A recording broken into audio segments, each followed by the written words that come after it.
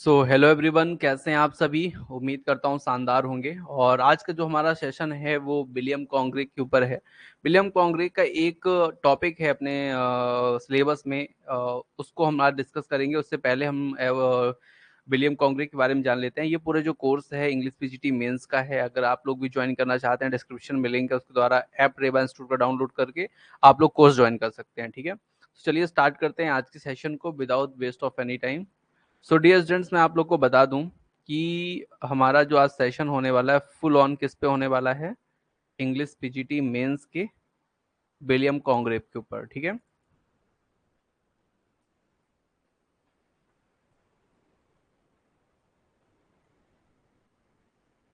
और इसका एक टॉपिक है the way of the word, जिसको आज हम डिस्कस भी करेंगे सेकेंड क्लास में। तो फर्स्ट क्लास में हम लोग ड्राइडन विलियम कॉन्ग्रेव को देख रहे हैं। ये आपकी मैं स्क्रीन शो कर देता हूँ। चलिए, आपको दिखने लगी होगी स्क्रीन। ठीक है, Raven Institute, the platform of English grammar and literature, the way of the word, William Congreve discuss करते हैं आज इसको।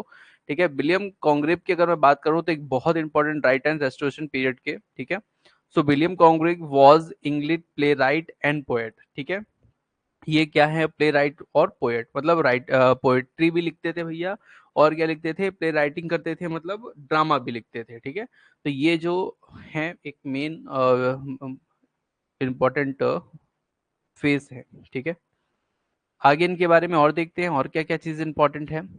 ही was born in he was born in Bardsey, West Yorkshire, England. ठीक है, 1670 में इनका जन्म हुआ था। कहाँ पे हुआ था भैया, वार्डसी, बेस्ट यॉर्कशायर, इंग्लैंड में। ठीक है, he met he met Kinney College with Jonathan Swift, who remained as his lifetime friend। ठीक है, मतलब एक इनकी फ्रेंड थी। वो कौन थी, तो वो ये थी कि किल्नी कॉलेज।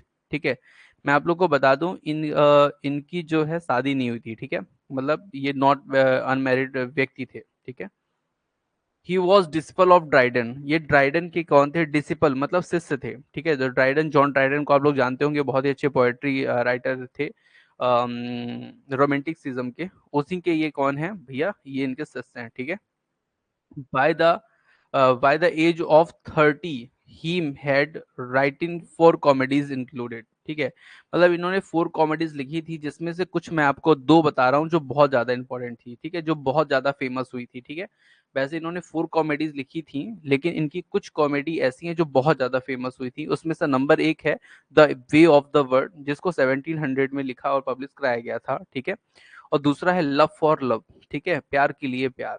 ठीक है, तो ये 2 इंपॉर्टेंट इनके क्या हैं, वर्क्स हैं। तो इनको आप लोग को ध्यान दे करके रखना है, चलना है। ठीक है, चलिए आगे चलते हैं और भी चीजों को समझते हैं ध्यान से।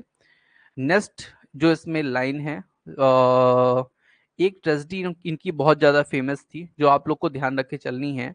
One tragedy, the morning bride. ठीक है,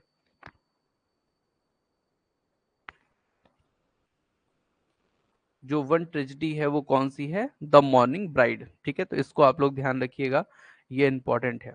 ठीक है, तो 2 आपको मैंने क्या बता दिए, मैंने आपको 2 बता दिए हैं कॉमेडीज जो इंपॉर्टेंट है, the way of the world, love for love, and एक ट्रेजिडी मैंने आपको बता दी, वो है द मॉर्निंग ब्राइड। ठीक है,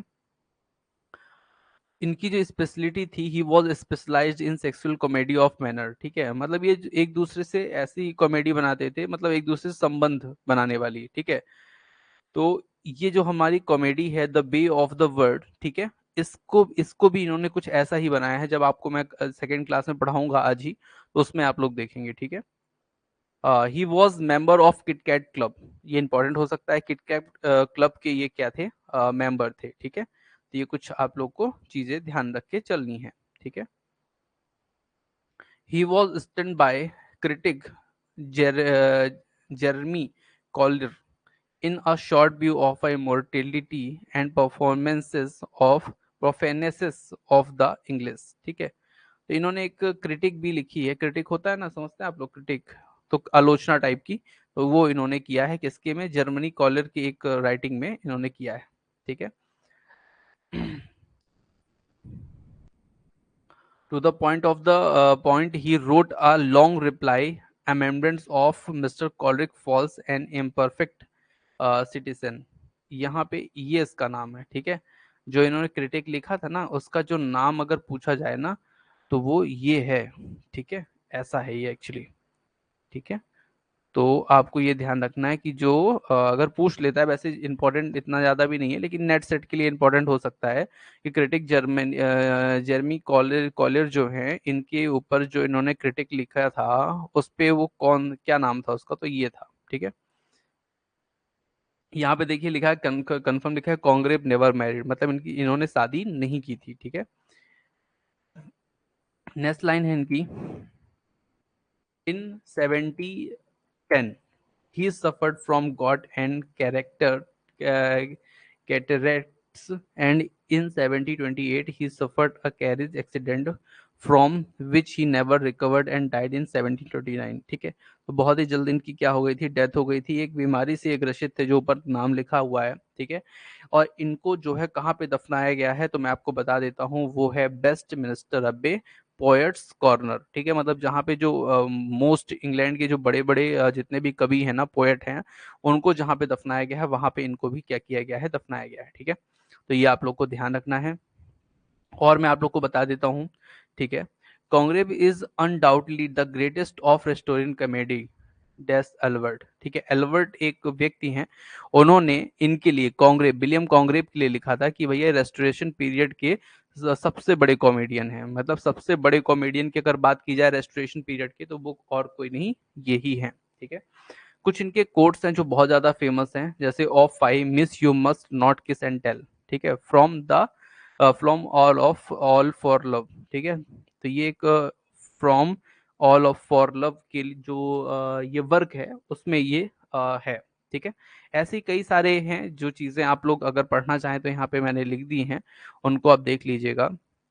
कुछ फेमस वर्क हैं जिनको हम लोग अभी पढ़ेंगे, देखेंगे, ठीक है, क्योंकि वो हो सकता है कि उसमें कुछ आ जाए, ठीक है। सो डियर स्टूडेंट्स, मैं आप लोग को बता देता हूँ, यहाँ पे फर्स्ट वन है क्या, द ओल्ड बैचलर, ठीक है।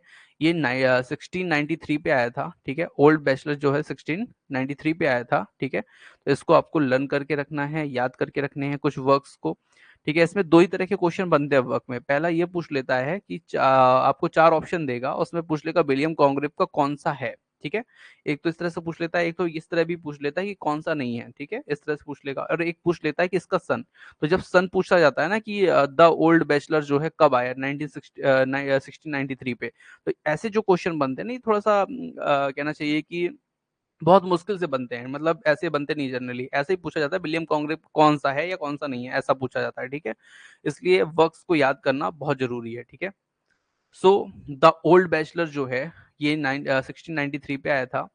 द डबल डियर डीलर, ठीक है, तो 1694 पे आया था, ठीक है। लव फॉर लव 1695 पे आया था, मैंने बताया था ये बहुत इंपॉर्टेंट की कॉमेडी थी। द मॉर्निंग ब्राइड, ठीक है, ये एक इनका ट्रेजिडी है, 1697 पे आया था, ठीक है, जो मैंने आपको नीचे बताया था। The way of the word, ये आया था 1700 पे, ठीक है। जो इंपॉर्टेंट है, जो हमारे सिलेबस में भी है, इसको आज हम डिस्कस भी करेंगे, ठीक है। एपिस्टल टू लॉर्ड हेलिफैक्स, ठीक है। तो ये भी इनका एक क्या है, कॉमेडी है। अब मैं आप लोग को आज बताने वाला हूँ the way of the word के बारे में, ठीक है। सो डियर स्टूडेंट्स, इस जो छोटी सी एक क्लास हुई है विलियम कॉन्ग्रेव के ऊपर, इसको हम यहीं पे क्या करेंगे, ऑफ करके, और इसके बाद हम इसके बाद हम क्या करेंगे, इसको देखेंगे, ठीक है। मतलब जो हमारे कहना चाहिए कि the way of the word है, उसको देखेंगे, ठीक है। ओके।